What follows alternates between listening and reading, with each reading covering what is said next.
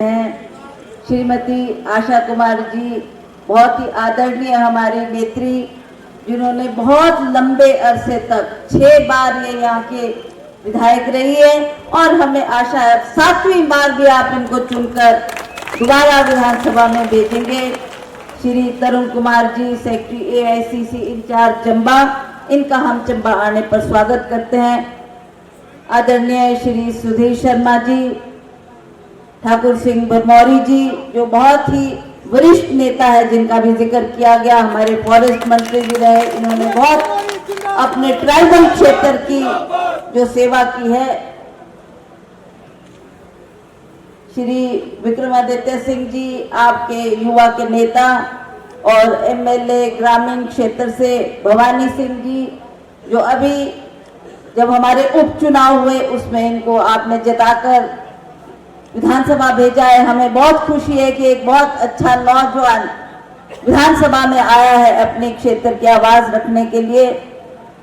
श्री चंद्र कुमार जी, जो बहुत ही हमारे आदर के योग्य, कांगड़ा क्षेत्र से, जो पूर्व में कई बार मंत्री भी रहे और मेरे साथ ये मेंबर ऑफ पार्लियामेंट भी रहे। हमें बहुत खुशी होती थी कि हम लोग हिमाचल प्रदेश की बात पार्लियामेंट में समय पर उठाते थे, और हमें इस बात का भी गर्व है कि जब हमारी सरकार थी और डॉक्टर मनमोहन सिंह जी हमारे प्रधानमंत्री थे, सोनिया गांधी हमारी UPA सरकार की चेयरपर्सन थी, तो कई मुद्दे ऐसे थे जो हमने पार्लियामेंट में उठाया।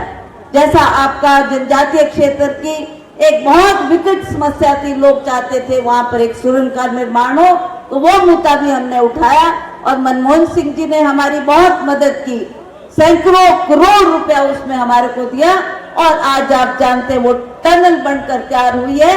और मैं कल ही उस रास्ते को तय करके आई। मैं ट्राइबल क्षेत्र से जब आ रही थी लाहौल स्पीति से, तो मैंने घड़ी देखी, 10 मिनट लगे हमें उस टनल को क्रॉस करते हुए, जो कि घंटों लगता था उस सफर को करने में, और 6 महीने वो रास्ता बर्फबारी की वजह से कट जाता था।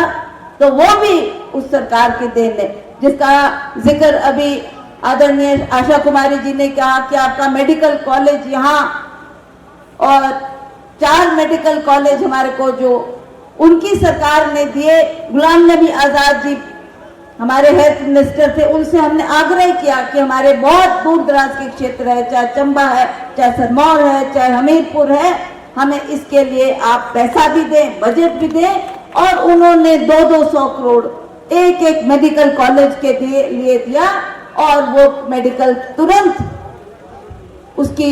उसका काम हिमाचल प्रदेश में शुरू हुआ। ये भी हमारे लिए बड़े गौरव की बात है, क्योंकि मैं मंडी पार्लियामेंट्री हल्के से चुनाव लड़ रही थी, और जब चुनकर गई तो मेरा फर्ज बनता था कि वहां के क्षेत्रों की समस्याओं से मैं भारत सरकार को अवगत करूं, और हमने मांग की वहां पर कि हमारे को एक IIT चाहिए। आदरणीय प्रधानमंत्री जी जानते थे कि हमारी 8 IIT पूरी भारतवर्ष में है, और 9वीं IIT की मांग हमने हिमाचल प्रदेश में की, जिसके लिए उन्होंने स्वीकृति भी दी, और हिमाचल प्रदेश की सरकार ने उसके लिए भूमि उपलब्ध करवा के दी। और आज आप देखेंगे ठाकुर कौल सिंह जी के द्रंग क्षेत्र में कमांड में वो IIT खुली है, जहां पर कितने बच्चे वहां पर उसका फायदा उठा रहे हैं, और सैकड़ों लोगों को वहां पर रोजगार उपलब्ध हुआ है। और मेडिकल कॉलेज आप देखेंगे नेर चौक में, कितना बड़ा मेडिकल कॉलेज केंद्र सरकार ने हमें बना कर दिया। तो ऐसे काम हमने केंद्र सरकार से करवाए, और हमें गर्व है कि हमारे को सुनने वाला कोई था, हमारी मांगों को सुनने वाला था। और प्रधानमंत्री जी जब भी हम उनके पास गए तो उन्होंने हिमाचल प्रदेश के प्रति सदा आदर और सत्कार दिखाया, और जो भी मांगा वो उन्होंने दिया। हमारे कुलदीप पठानिया जी है, जो पूर्व में हमारे विधायक भी रहे, बहुत तेज तरार नेता, इन्होंने बहुत जोशीला भाषण यहाँ दिया। अब जैसा मुकेश जी बोल रहे थे कि विधानसभा आपका इंतजार कर रही है, जल्दी चुनकर आओ और विधानसभा आओ, आपकी आवाज वहां लोग सुनना चाहते हैं।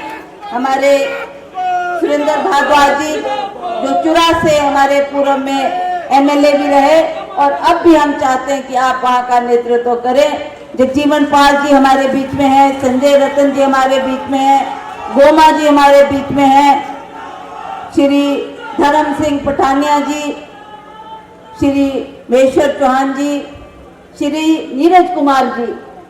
नीरज जी, आज हम आपका आभार प्रकट करना चाहते हैं, आपका धन्यवाद करना चाहते हैं। जिस गर्मजोशी से आपने हम सब का यहाँ पर स्वागत किया, आप वाकई ही बधाई के पात्र हैं। जैसा कि आप सब जानते हैं कि इनके पिताजी सागर चंद नैयर जी एक बहुत वरिष्ठ नेता रहे, बहुत आदरणीय नेता रहे, और जब जब भी उन्होंने चंबा का नेतृत्व किया तो यहाँ पर जितनी भी समस्याएं थी उसको माननीय वीरभद्र सिंह जी के सामने रखकर उन कामों को आपने कराया जिसका जिक्र अभी नैयर साहब ने किया।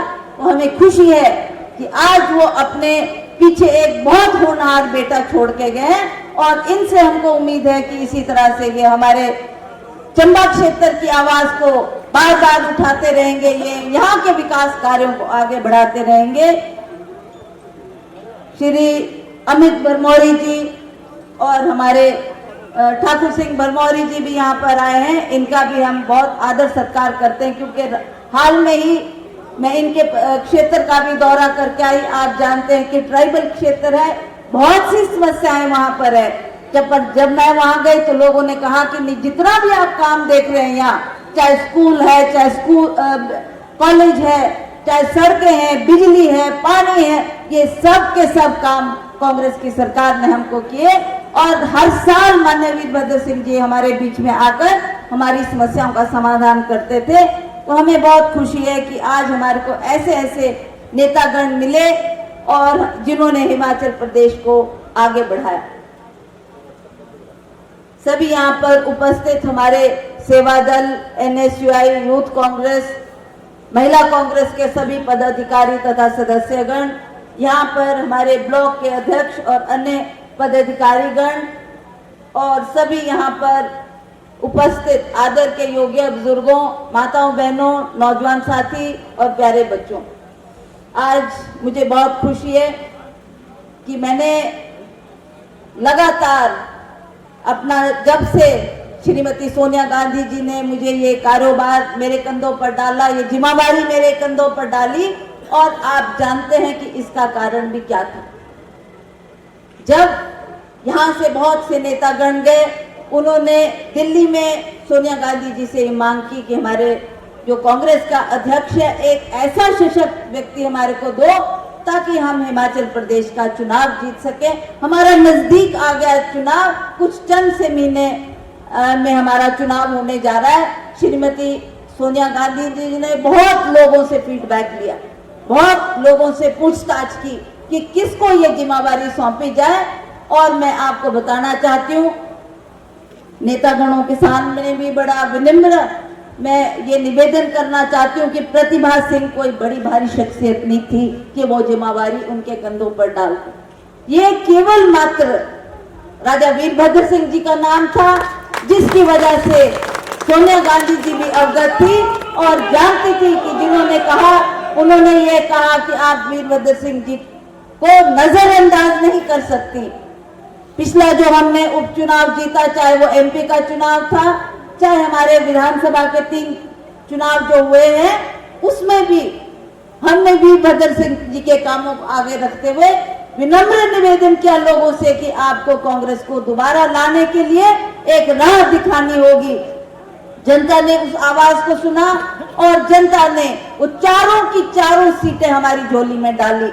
उससे लोगों को विश्वास हुआ कि लोग जानते हैं लोग कि किसने काम किया है, किसने विकास किया है। यही आवाज जब सोनिया जी ने सुनी तो उन्होंने कहा कि ये जिम्मेवारी मैं आपको देती हूँ। मुझे पता है कि वीरभद्र सिंह जी आज हमारे बीच में नहीं है, पर फिर भी वो हर व्यक्ति के, हर महिला, हर नौजवान, हर बुजुर्ग के दिल में वास करते हैं। तो हमें विश्वास है कि वीरभद्र सिंह जी को हम नजरअंदाज नहीं कर सकते। तो इस करके उन्होंने ये जिम्मेवारी मुझे दी, और जब उन्होंने ये काम मेरे कंधों पर डाला तो उसके बाद ही तुरंत बाद मैंने हिमाचल प्रदेश का दौरा शुरू किया। आज मैं आपको बताना चाहती हूँ कि 12 के 12 जिलों में मैं दौरा करके आ गई हूँ। अभी जब गाड़ी में बैठे थे तो कुलदीप पठानिया जी मेरे से पूछ रहे थे कि आपको क्या लगता है।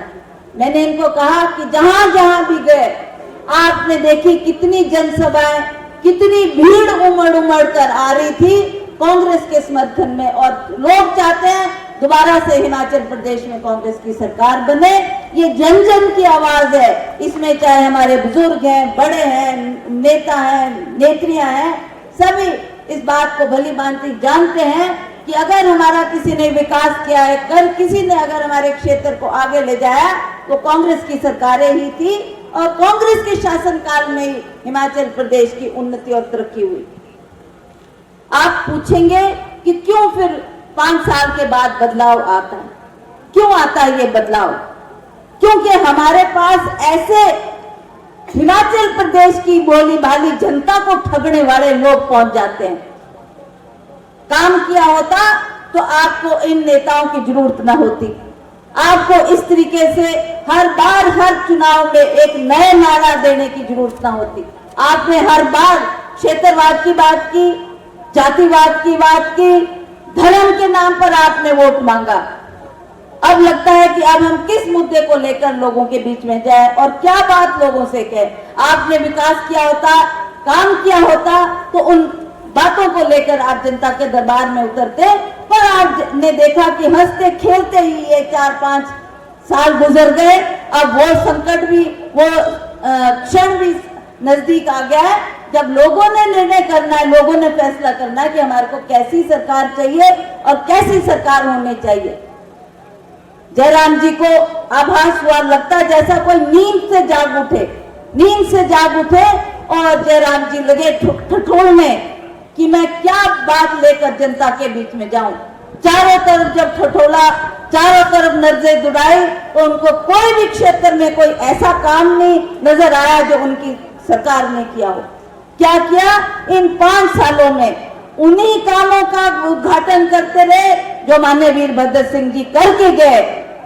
उन्हीं कामों का उन्होंने विधिवत उद्घाटन किया, उन्हीं के द्वारा किए गए कामों का उन्होंने फीता काटा, और जब लगा कि इससे भी कुछ दाल गलने वाली नहीं है तो अब मैं किसका सहारा लूं। उन्हें लगा कि देश के प्रधानमंत्री को बुलाया जाए, वो हमारे बीजेपी का लीडर है, शीर्ष नेता है, उनको बुलाया जाए तो शायद कुछ बात बन सकती है। अभी इसी साल ही प्रधानमंत्री जी 3 दौरा करके चले गए हिमाचल प्रदेश का। पहले आए थे मंडी में, और कहां से उन्होंने किन्नौर, भरमौर, पांगी, हमीरपुर, बिलासपुर से जनता इकट्ठी करके लाई बसों में भर भर कर, ये दर्शाने के लिए कि हिमाचल की जनता आपके दर्शनों के लिए तरस रही है। मैं भी उस दिन मंडी गई थी क्योंकि एक एमपी बनने के बाद मेरा भी कर्तव्य बनता था कि पहली बार प्रधानमंत्री मंडी आ रहे थे और मैं वहां की एमपी हूं, तो उस नाते से जब मैं वहां गई, मैंने उनका फंक्शन तो नहीं अटेंड किया, पर केवल मात्र जब प्रधानमंत्री हेलीकॉप्टर से उतरे थे तो एक केवल नमस्कार करते हुए मैं वहां से घर को वापस लौटी। आप मानोगे नहीं कि जितनी भी जनता वहां पर लाई जा रही थी, बसों की बसें, वो मंडी नहीं पहुंच पाए। कितनी बसें रास्तों में, कोई मीलों तक वो जनता तरस थी। लोग तड़प रहे थे कि हम भूखे प्यासे सुबह से 4-4 बजे से घर से चले गए, ना हमारे को कोई पानी को पूछ रहा है, ना हमारे को कोई खाने को पूछ रहा है, और ना ही हम प्रधानमंत्री के स्थल तक पहुंच सकते। ऐसी स्थिति हुई उनकी, और उन्होंने अंततः ऐसा ड्राइवरों को आदेश दिया कि यहीं से गाड़ी मोड़ो, वापस चलते। तो निराश लौटी जनता। जब मैंने जानकारी हासिल की तो लोगों से पता लगा कि किस तरीके से इन्होंने अपने अफसरों को हिदायत दी थी कि आपका काम है, आप इन कार्यकर्ताओं को, और सभी, चाहे वो आंगनबाड़ी वर्कर थे, चाहे और लोग थे, उनको यहाँ पर लाया जाए, नहीं तो आपके खिलाफ कोई ना कोई कार्रवाई की जाएगी। इस डर से वो भी सरकार के लिए वो भीड़ जुटा रहे थे। फिर आए प्रधानमंत्री मैदान में, लोगों को बहुत आशा थी, लोग बड़ी बेताबी से इंतजार कर रहे थे कि प्रधानमंत्री जी आ रहे हैं, हमारे को मुक्ति दिलाएंगे इस महंगाई से, हमारे को रोजगार देके जाएंगे हमारे नौजवान बच्चों को। पर प्रधानमंत्री ने बड़े लुभावने शब्दों में अपना भाषण दिया, कभी इधर की बात की, कभी उधर की बात की, ना महंगाई का इशू टच किया और ना ही उन्होंने बच्चों को रोजगार देने की बात कही। यही प्रधानमंत्री जी थे जिन्होंने मंडी में जब ये चुनाव लड़ रहे थे, इन्होंने कहा इतनी महंगाई, 450 रुपए का आपका गैस के सिलेंडर। इन्होंने 2 नेत्रियां दिल्ली से जो उस वक्त दिल्ली में थी, एक स्वर्गीय सुषमा स्वराज जी और स्मृति ईरानी जी को ये लेकर आए और इन्होंने एक नाटक रचा वहां पर, कहा कि ये गैस का सिलेंडर यहां रख दो, इसको धूप बत्ती चढ़ाओ, तब आप वोट डालने जाना। लोगों को ये बोलना चाहते कि देखो कितना महंगा हो गया। प्रधानमंत्री जी के खुद के ये शब्द हैं कि आप मुझे मौका दो, मैं आपको महंगाई कम करके दूंगा। लोग सोच रहे थे अब वो मौका आ गया, अब प्रधानमंत्री जी शायद हमारे लिए कुछ ना कुछ सौगात देकर जाएंगे, पर तीनों जगह पर, धर्मशाला में, शिमला में और मंडी में, प्रधानमंत्री ने ना बेरोजगारी की बात की, ना महंगाई की बात की। जैसा मैंने शुरू में कहा कि लोग क्यों बदलाव लोगों ने किया, जबकि कांग्रेस की सरकार ने इतना काम किया था। हम भी जनता के बीच में जाते थे तो जनता की आवाज थी, जनता बार बार बोलती थी।